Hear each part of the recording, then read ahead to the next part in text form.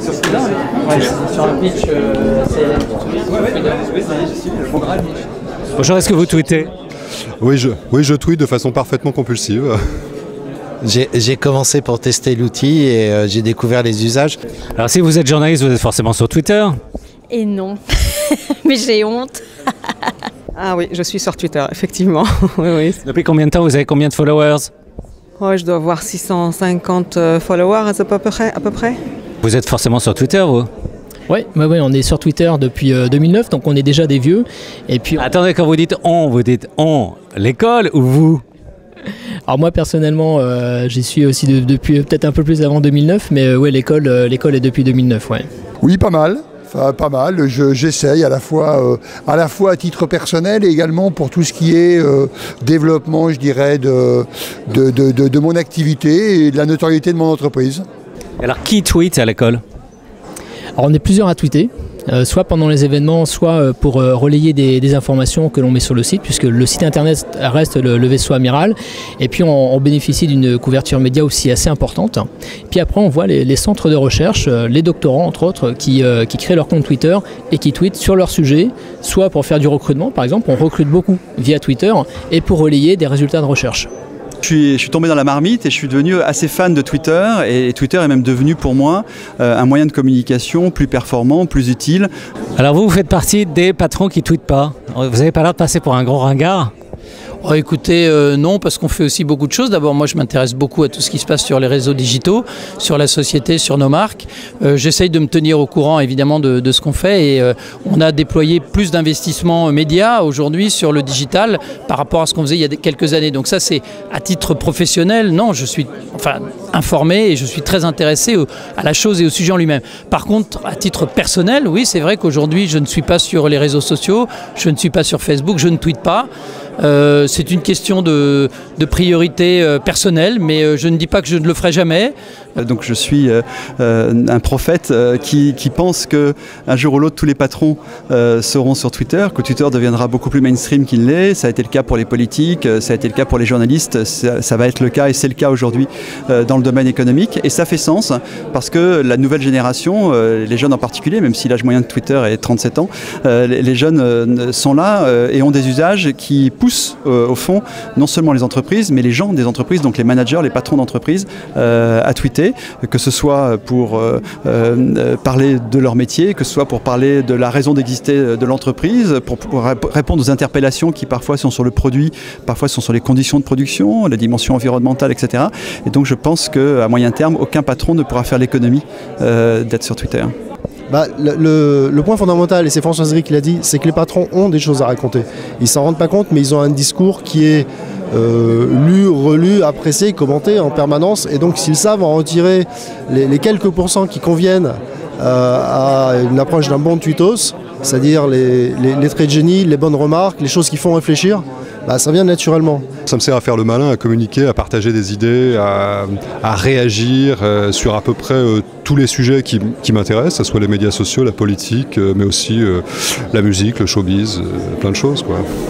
Alors tweeter, ça nous permet de faire de la veille par rapport à ce que font nos concurrents et ça nous permet très rapidement de propager nos idées, nos valeurs, nos projets, nos développements et d'interagir, ça a été dit ce matin, très facilement et très fortement avec les journalistes. Ah non, moi je trouve ça extraordinaire puisque c'est une source d'information. Pour moi, la première chose, c'est vraiment la source d'information qui est extraordinaire. La valeur, en fait, sur Twitter, on découvre beaucoup par l'expérience et chacun se fait en fait ses usages. Moi, le premier usage, ça a été la veille, très clairement. Ça continue à l'être. C'est le premier. Après, la deuxième, c'est l'animation de communauté. Et puis la troisième, je suis venu naturellement à partager des offres d'emploi et en faire un outil business. Je suis, mais je ne tweete pas. Voilà, j'en suis là. J'en suis dans la phase 1 de... C'est-à-dire que vous avez un compte, mais vous ne tweetez pas? Voilà. Ça vous sert à quoi? À regarder ce que les gens racontent. Ah ok, donc c'est plutôt le côté source d'information. Oui, c'est ça, je fais de la veille, on va dire. Ça m'apporte quand même pas mal de contacts avec tout un tas de prospects intéressés par les domaines que je traite. J'utilise comme un outil d'influence et un outil qui me permet d'être une passerelle entre un tas de communautés, entrepreneurs par entrepreneurs, digitaux, pas digitaux, et un tas d'autres communautés auxquelles j'appartiens. Je suis là pour apporter un brassage d'idées à la manière d'un Nicolas Bordas. Est-ce que vous pensez qu'il y a une espèce de pression sociale aujourd'hui qui est genre à quoi il faut absolument tweeter, quel que soit ce qu'on fait d'ailleurs, parce qu'en gros tout le monde est sur Twitter, on a l'impression en tout cas.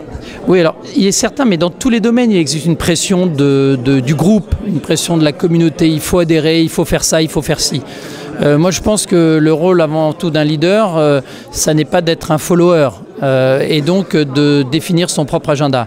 Maintenant, ce que j'ai dit d'ailleurs, qui dépasse le titre personnel et ma non-participation à Twitter, si sur un certain nombre de causes où je pense que utiliser un réseau Twitter peut porter ses fruits et que ma mobilisation amènerait à un renforcement du message sur cette cause, je serais tout à fait prêt à m'engager, bien entendu.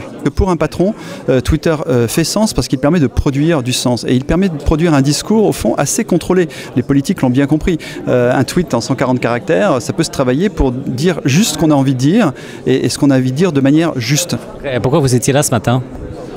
Tout ce monde merveilleux des tweets et des réseaux sociaux m'intrigue, donc je viens pour m'instruire.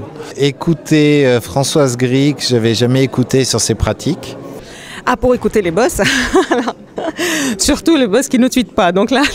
Ce qui m'intéressait, c'était justement de voir comment les patrons d'entreprises beaucoup plus grosses que la mienne et justement vivaient cette relation Twitter avec leur environnement d'entreprise, leur environnement personnel et toute cette relation justement sur Twitter est-il ou pas un outil comme beaucoup d'autres de manipulation de l'information. Et j'ai eu pas mal de réponses et des points de vue divers et intéressants. C'était grandiose, il y avait des intervenants prestigieux, il y avait Françoise Gry, Gonzague de Blinière, Bruno Vedbouette. Qu'est-ce qui vous a le plus intéressé dans les intervenants ce matin ?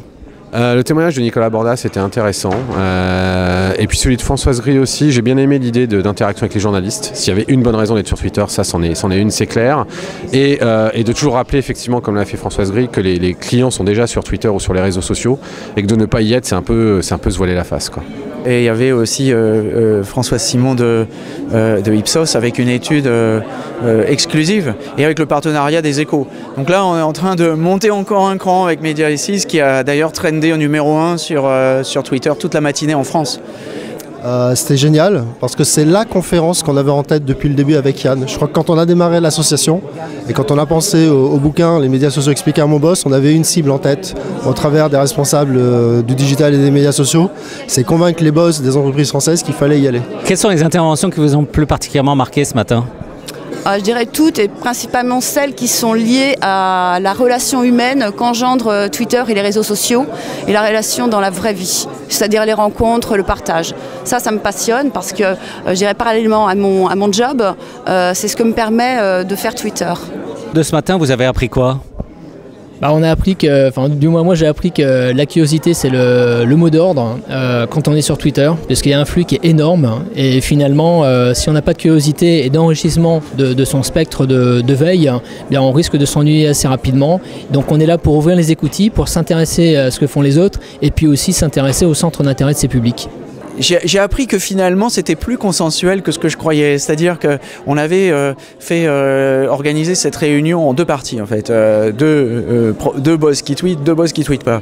Et l'objectif c'était justement de voir si les deux allaient s'affronter. Et puis finalement, je pense qu'on arrive à une sorte de compromis. Alors bien sûr, il y a des points de vigilance, des points d'attention, notamment quand on est dans une société cotée, mais finalement, tout le monde s'est accordé à dire que le jeu avait changé et que le niveau de la communication est rentré dans une nouvelle ère. Je reste profondément imprégné de l'humanité dans la relation humaine et je pense que parfois cette digitalisation, cette virtualité de la relation me gêne par rapport à mes convictions personnelles et c'est pour ça qu'il faut en faire, il faut peut-être en faire avec modération, mais la rencontre, un séminaire, une table ronde est toujours aussi une fantastique opportunité de rencontrer et d'écouter des gens qui ont des messages différents des vôtres.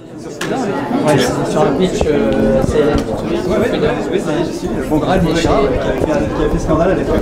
Ils m'ont tout de suite envoyé au Mexique. Ça, c'est l'air de dire.